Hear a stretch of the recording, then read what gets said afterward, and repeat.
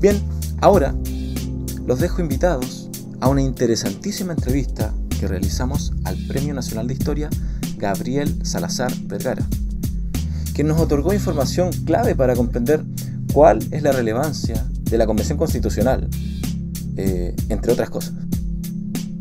Ahí con ello.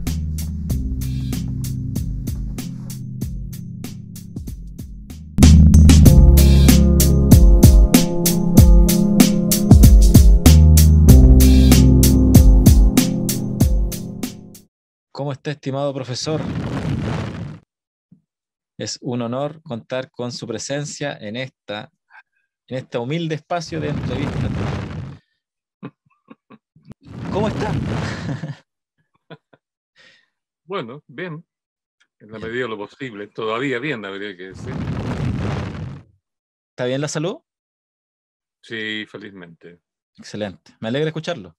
Vamos a empezar de lleno con el tema de la entrevista, que era la ¿Ya? legitimidad de la Convención Constitucional. No para cuestionarla, sino como para entender si es una respuesta lógica y coherente y oportuna a los movimientos sociales que estallaron en octubre de 2018. En su Sí. opinión histórica, ¿se justifica la Convención Constitucional? ¿Hay precedentes históricos de reacciones similares de parte del poder a los movimientos sociales, a la presión? Por ejemplo, la revuelta de las Chauchas, ¿es comparable? ¿Hay algún precedente de una respuesta así? Bueno, habría muchas cosas que decir, ¿no? Porque hay muchas cosas conectadas simultáneamente al problema. Está de una parte todo el contexto teórico, lógico, específico, que tiene que ver con la expresión legitimidad, ¿no? ¿Ya? La legitimidad que pueda tener una ley, una asamblea, una constitución, etcétera, ¿no? Y eso ya es un problema, no digamos semántico, es un problema de definición lógica, casi filosófica en varios aspectos. Tendríamos que dividir en dos un poco la respuesta Claro, también, son dos preguntas, en el fondo. Perdón. claro, para poder cubrir. Legitimidad tiene que ver con participación, ¿no? Algo es legítimo cuando ha habido una participación ciudadana, en este caso, lo óptimo posible, es decir, el máximo posible de participación, ¿no? Se supone entonces que una decisión, ¿no? En términos de vamos a cambiar algo, decisión respecto a qué es lo que queremos cambiar, cómo lo queremos cambiar, cómo queremos que quede lo nuevo, digamos, que queremos introducir. Si todas esas decisiones son tomadas por la ciudadanía en pleno, o por lo menos con una alta participación, implica que los resultados de esa decisión son legítimos, ¿no? Hay legitimidad. Claro. El problema de la legitimidad es muy distinto al de la legalidad, ¿no? La legalidad tiene que ver si algo está de acuerdo o no con las leyes existentes, ¿no? Claro. La legitimidad tiene que ver más bien con la coherencia que tienen esas leyes o lo que existe una institucionalidad con respecto a la voluntad ciudadana y a la voluntad del conjunto de la ciudadanía, no de un individuo, ¿no? Porque esto se conecta con el tema de la soberanía, ¿fija? La soberanía es precisamente cómo la ciudadanía completa, ¿no? O el máximo posible de ella, en una asamblea participativa, ¿no? Delibera acerca de los problemas que hay que resolver, construye una propuesta, una solución, y plantea esa solución, porque ahí está toda la ciudadanía, como un mandato soberano, ¿no? Claro. Mandato soberano, ¿no? Cuando eso ocurre, cuando la ciudadanía participa deliberando en la redacción de un texto constitucional, cuando ejerce lo que se llama poder constituyente, ¿fíjate? Esa constitución que emana de esa asamblea, donde participa el conjunto o el máximo posible de ciudadanos, no solo es legítima, sino que además es soberana, ¿no? Claro. La soberanía en los pueblos tiende a manifestarse cuando ejerce, sobre todo, cuando ejerce el poder constituyente, Claro. y esa voluntad colectiva que se manifiesta tiene distintas etapas, porque la primera etapa es manifestarse, esto no me gusta, esto hay que cambiarlo, esto no podemos continuar manteniéndolo como nuestra legalidad, ¿no? Ahí ya se manifiesta la expresión soberana y luego se manifiesta en la decisión, vamos a hacerlo a través de una asamblea y la soberanía tendría que practicarse de modo que ella misma organice la asamblea. Porque la Esa soberanía, soberanía siempre no hay hablamos, nada, cuando ¿no? hablamos de Perdón. esa soberanía hablamos del pueblo, ¿no? Siempre Claro, del de pueblo. toda la masa ciudadana o el pueblo, si tú quieres, que viene a ser lo mismo. Claro, porque Para me surge la duda con lo que me dice hacer el lo mismo. profesor, que, por ¿Mm? ejemplo, cuando uno veía en 2019, o uno ve el archivo de los videos, los millones de personas congregados, no solo en Santiago, sino que en muchas regiones, Araucanía, en el norte, en Concepción, Valparaíso, la represión, las manifestaciones artísticas, todos los movimientos confluyendo juntos. Uno ve un movimiento orgánico, espontáneo, pero que no tenía muy claro porque eran tantas cosas que no sabían qué decir. De hecho, creo que una pancarta decía eso. Y específicamente ellos nunca pidieron una nueva constitución, o sea, estaba la corriente que la quería, que la exigía, la Asamblea Constituyente. Está. Pero objetivamente no fue lo que el estallido social pedía. En el fondo, el estallido social pedía una solución ya, y como que este acuerdo del 25 de noviembre, o el 15 de noviembre, fue una especie de oferta, o la mejor oferta que pudieron hacer entre la clase política, que fue como la única, la respuesta más que pidió la gente, la respuesta que ellos ofrecieron y que en el fondo convenció hasta por ahí nomás, porque todavía hay mucha desconfianza por los temas de probidad, por corrupción, pero al menos por el apoyo ciudadano en las elecciones del plebiscito y ahora de los constituyentes, hubiera sido más coherente la respuesta quizás, o hubiera sido más unánime la respuesta, quizás no un 50% del padrón votando, sino que quizás un 70, 80, porque en el fondo el sistema institucional es el que está cuestionado. ¿Qué opina usted acerca de ese juicio? ¿Lo comparte? ¿Tiene más sobre la respuesta que se le dio? Por eso mi pregunta es como si es coherente la Convención Constitucional al estallido social. Es como, quiero como encontrar la respuesta. Tal vez le respondió al 50% del padrón. No lo sé. Ujú. Pero terminemos de redondear entonces la respuesta a la primera cuestión que tú planteabas, que son cuestiones de fondo. Importante de dejarlo bien claro, porque aquí la mayoría de nosotros no teníamos mucha idea de que lo que estábamos haciendo y no sabíamos que era soberanía, o Claro. lo intuíamos. Pero si lo intuíamos no teníamos claro cómo opera la soberanía, porque nunca antes lo habíamos aprendido, ni teníamos recuerdo de haberlo hecho. Entonces, lo que te quiero señalar es que una manifestación de soberanía fue claramente el estallido del 19 de octubre. ¿Por qué razón? Porque ahí se vio la unión del pueblo. Ahí no fue por banderías políticas, ni por clases sociales, ni por reivindicaciones gremiales, ni nada de eso. Fue una cuestión más de fondo, donde estaban todos unidos, Claro. ¿no? Y por eso no aparecieron los partidos políticos, fueron rechazados, no hubieron bandera de partido político, ¿verdad? Ahí, cuando se produce esta unión de la ciudadanía y del pueblo en su conjunto, ahí aparece en acción la soberanía, ¿sí? Pero como un rechazo, porque lo que indudablemente del 18 de octubre, varias semanas después, era un rechazo a un montón de cosas, ¿no? Y el rechazo se manifestó destruyendo lo que no nos gustaba, aunque suena simbólicamente en las estaciones del metro. Ese era un no.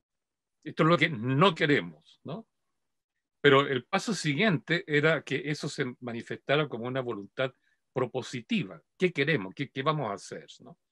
Y ya esto se venía planteando de antes, ¿no? La idea del proceso constituyente no era solo del 2019, eso venía del 2013, 14, 15. Claramente ya de antes, si seguimos la pista en detalle, ¿no? Entonces, ahí se produjo el problema de que cuando vino los estallidos de la soberanía popular, social, nacional, digamos, se manifestó como un no gigantesco, ¿no? que era tan profundo que los políticos se dieron cuenta que no era un movimiento de masas simple, eso no era movimiento de masa, eso era un movimiento ciudadano, que es muy distinto al movimiento de masas, ¿eh? Y es el momento en que se volvió a recuperar lo que se había planteado el 2014-2015, ¿verdad? La idea del proceso constituyente y el cambio de la Constitución. Pero con esta vez salió una masa de gente en la calle, una masa ciudadana decidida, unida, excluyendo los partidos, No que militante. los Claro. políticos, los políticos entendieron claramente que la cosa no iba para ellos, no lo iban a aplaudir, era contra ellos. Tal cual. Y ahí que para salvar su vida, digamos, su vida política, salvar su gremio, porque en el fondo es un gremio la clase política, ¿no? Corrieron, porque literalmente corrieron desesperadamente en la noche del 15 de noviembre, ¿verdad?, a proponer una norma, rayaron la cancha, ¿verdad? Claro. Rayaron la cancha, establecieron normas para que canalizar ese proceso constituyente que está recién surgiendo, ¿sí?, del alma profunda y de la memoria histórica de la ciudadanía, para de alguna manera controlarlo. Es como la figura de alguien que le pone riendas a la soberanía, ¿no? Es una imagen, pero esa es la idea de los políticos, y le pusieron riendas, ¿no? Claramente, pues. Entonces, ahí se ve, ahí cabe la pregunta, ¿qué pasó entonces con la legitimidad? ¿Fíjate?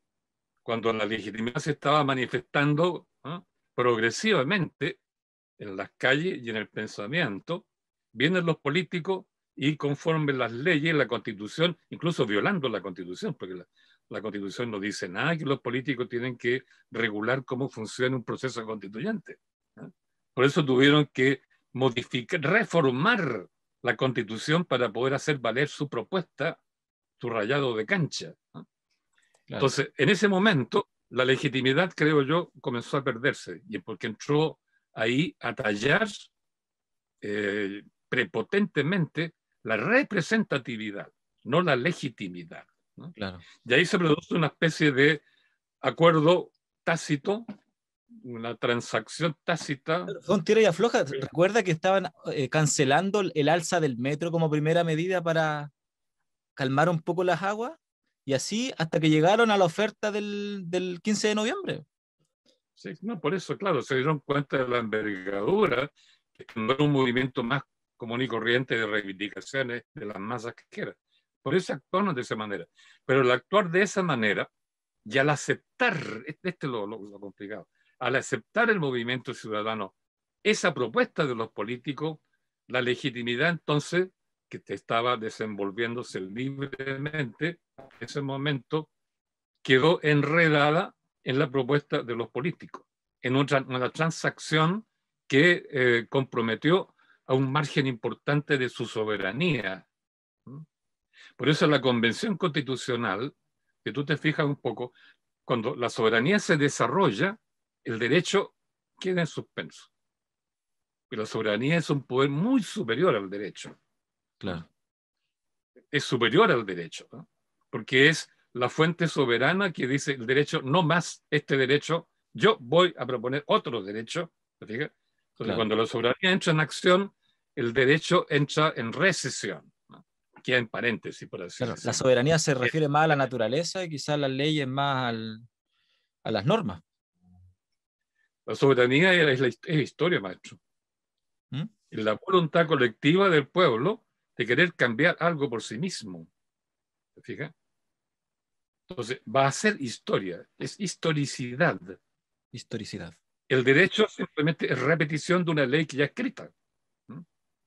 Claro. El derecho tiene un tiempo estático, ¿no? ¿Te fijas? Las leyes son intemporales, ¿no? Rigen en tiempo presente, pero se supone que para todo el tiempo que pueden abarcar, ¿no? En cambio, la soberanía es movimiento, es historicidad, ¿no? Y por eso es que hay un conflicto entre el movimiento, la historicidad, ¿no?, la voluntad activa, soberana de los pueblos, o del pueblo, y un derecho que queda automáticamente, por así decirlo, desfasado, ¿no?, queda en suspenso. Claro. Pero aquí se dio una transacción, que los políticos corrieron, ¿verdad?, a dictar leyes, o decretos en este caso, de dudosa legalidad, no digo legitimidad, legalidad, ¿no?, para ordenar el proceso conforme ellos. Por eso es que hasta el día de hoy están diciendo que los convencionales no pueden cambiar las reglas de funcionamiento que los políticos le impusieron. Claro. El quórum, por ejemplo, o los temas que no pueden tocar, ¿no? Los 2/3, claro. Claro. Entonces, es evidente que hay un conflicto ahí. Y este conflicto es no una asamblea verdaderamente soberana, verdaderamente legítima, no tendría por qué vivir un conflicto así.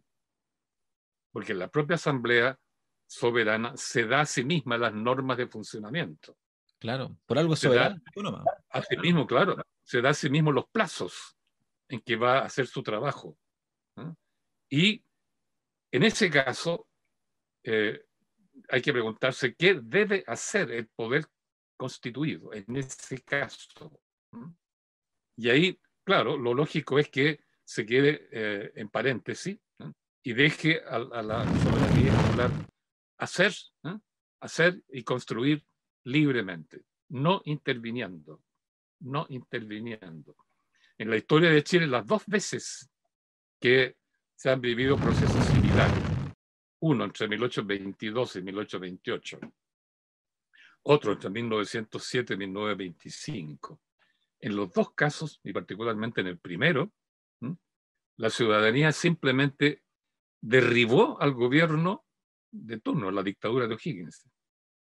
Que O'Higgins fue derrocado por el movimiento ciudadano que no soportó, digamos, le dijo no a su dictadura, no a la prolongación de su gobierno, y le mandó cartitas diciéndole desacatamos su autoridad. Y luego movilizaron un ejército para hacer valer esa decisión. ¿Te fijas? Entonces, se suspendió el gobierno, se derrocó el gobierno para que el proceso pudiera seguir libremente su curso. Y por eso los pueblos de ese tiempo, la ciudadanía de provincia especialmente, eligió como director supremo a Ramón Freire. El general Ramón Freire era partidario del proceso, apoyaba la soberanía popular. Entonces, en ese caso, cuando apareció la soberanía en acción, ¿verdad?, se sacó de encima la dictadura de O'Higgins y nombró otro director supremo que favorecía el movimiento popular, ¿no? Entre 1924 y 25, cuando culminó el proceso constituyente, los militares, ¿no?, mandaron cambiar al exilio al presidente Alessandri.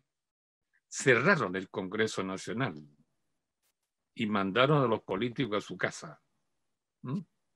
Y entonces ellos mismos convocan a una asamblea constituyente. En los dos casos, te fijas, el poder constituido, cuando entra en acción la soberanía, el poder constituido o es eliminado, o simplemente se le ignora, o se nombra otra persona, una especie de gobierno provisional que apoye el proceso constituyente, que no lo estorbe. Pero aquí, con la decisión de los políticos, el gobierno quedó intacto. ¿Fíjate? E incluso quieren hacer valer la Constitución del 80 para, de alguna manera, regular, controlar, reglamentar la Convención Constitucional, ¿no? Y ahora, con gran pompa, están todos, ¿no es cierto?, proclamando candidaturas de senadores, diputados y presidentes, las próximas, como si nada hubiera pasado. Claro. Lo lógico es que después del 18 de octubre, y cuando se quedó claro que este movimiento quería un cambio constitucional profundo, refundar Chile, como dijo Elisa Loncón, lo decente, lo cívicamente decente, es que el presidente Piñera o bien hubiera renunciado o se hubiera declarado a sí mismo este gobierno en una situación de provisionalidad, ¿no? Cosa que no hizo. Por tanto, no pretender gobernar la convención, sino precisamente abrirle camino. Y esta actitud de querer, cuando se dio cuenta que ya el 80% de la ciudadanía quería cambio profundo, fija, y luego con las elecciones se dieron cuenta de que este gobierno y la derecha tiene 36 o 37 convencionales, de sus propias filas. Entonces, claramente el gobierno está haciendo una política obstruccionista. Esa es la palabra que se usó en otras épocas, cuando los gobiernos no querían dar paso libre a la soberanía popular. Y ese obstruccionismo se notó, tú lo sabes, el intento por regular, ponerle normas encima. Segundo, de evaluar su importancia, hacer funcionar la sesión inaugural, meterla dentro de una carpa, maestro, una carpa de circo, la gente toda apiñada y sin ningún respeto por las normas sanitarias tampoco. En el fondo del fondo, más que capacidad técnica de manejo intercultural, qué sé yo, es un problema que no tiene una visión global, teórica, del proceso histórico chileno. Si algo caracteriza a nuestra élite dirigente desde el siglo XIX hasta hoy, que tiene una gran cultura europea, pero no una cultura teórica para interpretar a fondo y muy precisamente lo que pasa en Chile, con ella misma y el pueblo que está dirigiendo. Uno de los problemas de nuestra aristocracia, oligarquía, dirigente, qué sé yo, que partió con la aristocracia y terminó con la clase política, teniendo los empresarios detrás, es su poca calidad, su poca inteligencia teórica. La derecha no tiene teoría, no tiene discurso de fondo, no. Es un discurso primitivo, ¿no? El enemigo y yo, del enemigo y yo, ¿no? Casi un discurso bélico. Por eso es que su primera reacción ante un problema grande que afecta su gobernabilidad es recurrir al ejército.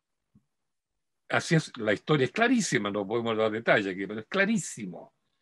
Esta oligarquía no interpreta el problema del subdesarrollo, de la desigualdad, de la existencia de varios pueblos dentro de lo que llaman ellos nación. No tiene manejo de eso porque no quiere verlo, ni lo ha estudiado a fondo. Entonces, cuando aparece lo que ellos llaman el enemigo interno en las calles, ¿no? Reacciona siempre pidiendo al ejército.